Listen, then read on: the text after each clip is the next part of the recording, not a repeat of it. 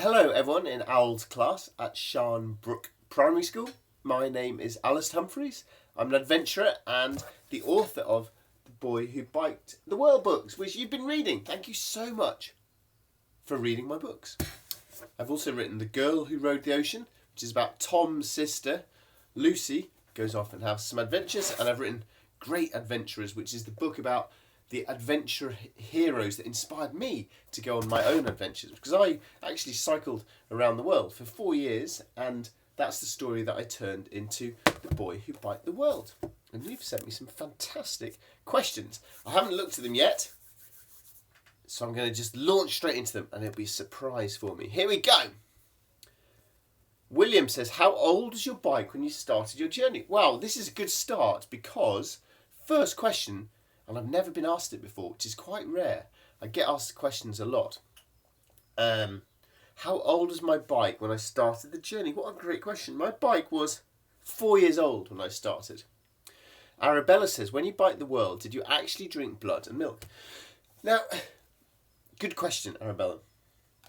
So these books about cycling around the world are true. The things that happened in them happened to me when I went around the world. So I just made them fit nicely for a storybook, but they're basically all true stories. Except the very start of the book, which is Tom drinking the blood and milk. It is a traditional thing, a traditional activity, but it never happened to me. So I just made that up for this book. And I don't really know why I did that, because the rest of the book is just stuff that actually happened to me. But no, I didn't actually drink that myself.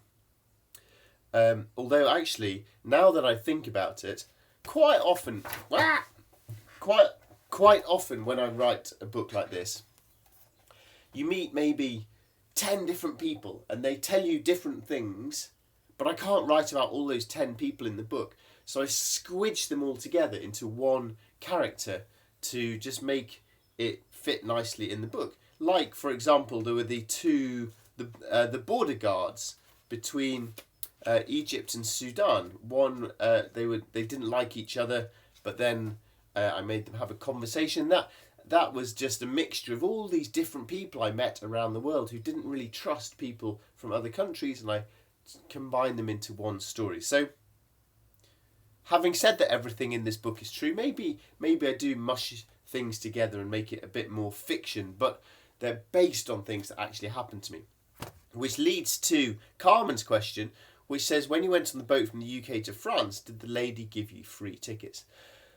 No, I didn't get free tickets from England to France, because that's just a massive company and you buy it online or from a machine or something. But I did get given free things in lots of places around the world. People were really kind to me. So, for example, when I went to Africa to South America, I went all the way on a sailing boat and they gave me that for free. And when I went across the Pacific Ocean from Alaska over to Asia, the ship there let me go for free. Gia says, what inspired you to ride around the world?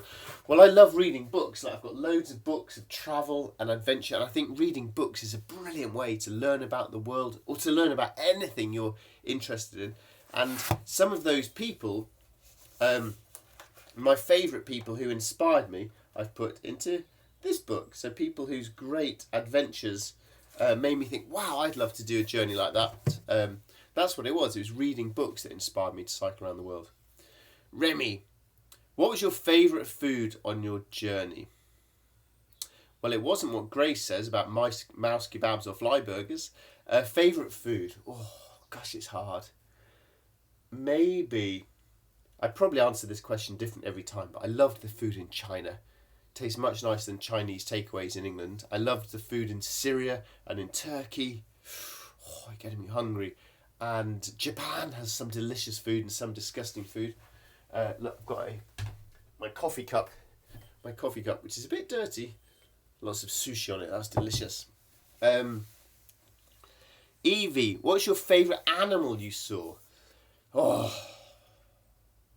I think it must be a whale when you're crossing an ocean and suddenly a whale comes, because it's such a surprise, and then it's gone and it's really special. Sophie, did you cross the equator? Yes, I crossed it twice, in Kenya and then in Ecuador. Ecuador in South America, the country, is named after the equator. George, how much money did you take with you and how much did you spend? I took about £7,000 and when I came back I had pretty much nothing left. I was pretty much spent every penny I had in the world when I came home. Ella, how old were you when you biked the world? From 24, I was 24 when I started and I was 29 when I finished. As you can see, I'm now older than 29. Jacob said, by the way, this is the last video you're going to see where I look like a wild caveman because I'm getting a haircut and a shave later, so I'll look clean and smart and not so scruffy. My mum will be pleased. Jacob, did you get flat tyres? Oh, I got lots of flat tyres, Jacob. Once I got 15 in a day. That was a bad day at the office. Wolf says, did you get bitten by a spider? No, I didn't, thankfully. Indy, what time did you arrive in Africa? I arrived in Africa in just after New Year. So January time I got there, which was good because it was a cooler time of the year. So it wasn't so, but it was still ridiculously hot. Alfie, gosh, why is there so little railway line in Lesotho? That's a very good question. I have no idea, Alfie. I do not know. You'll have to ask Google. Prior, what inspired you to write a book? Well, when I was cycling around the world, I used to visit lots of schools and give talks about my adventures. And doing that, I realised that children, young people enjoyed learning about adventures, learning about the world, and that then encouraged me that if I wrote a book about my adventures for children, hopefully they would enjoy it. And then also I thought it'd be great if I could make writing books my job. So I wanted to see if I could earn a living from writing books, which would be cool. Jackson, what was it like sleeping in a tent with wild creatures around you? I love wild camping in wild places, but there are a few places.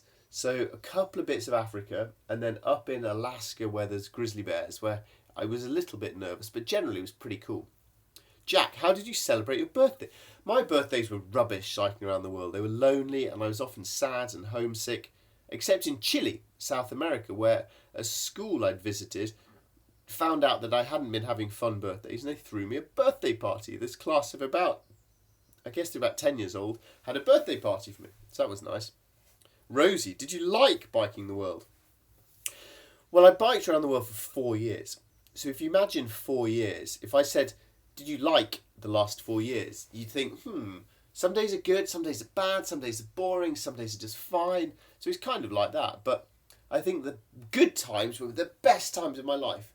And the bad times were really sad, lonely, hard times. So it was real ups and downs of emotions. But yeah, I did like biking the world. Matilda said, if you could ride to anywhere in the world again, where would you go? Oh, great question. Well, it's quite cold and grey in England right now. So I think maybe the coast of the Eastern Cape in South Africa, which was green and beautiful and the sea was lovely and warm. So yeah, I think I'd like to go there right now. Annabelle says, which way did you cycle? North, east, south or west? Well, I started in England. I went south to South Africa. And then I went west over to the bottom of the Americas. And then I went north to Alaska. And then I went west to Asia. And I cycled west across Asia and Europe. So I was basically chasing the sunset west. Jack P says, how long did it take? It took me 4 years and 3 months to cycle around the world. Finley, what was your favourite part of the journey? My favourite part of cycling around the world was meeting loads of different people and making friends in different countries. Annabelle, did you run out of water when you're in the desert? Well, you don't want to run out of water because you can die pretty soon if you run out of water. So I always had to make sure I carried lots and rationed it. Sophia and Isaac want to know, what was my least favourite food in the journey and what did it taste like? Great question. I would say my least favourite food on the journey was dog. And what did that taste like? It tasted like cat.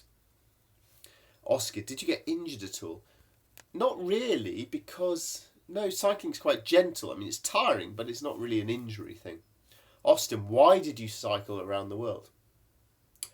I cycled around the world because I wanted a challenge. I wanted to try and do something really difficult and see if I could achieve that, and that would surprise me, and then I'd feel proud that I'd done something difficult. So it's really important to try and dare yourself to try something hard and see if you do it, you think, oh, well done me, and that gives you confidence. I wanted to do that. I wanted to see different countries and to learn about different places, and also I just wanted a really exciting adventure, and I think that's a good enough reason to go on an adventure. Thank you very much for your fantastic questions. Thank you for reading my book, and good luck with all your own adventures. Bye.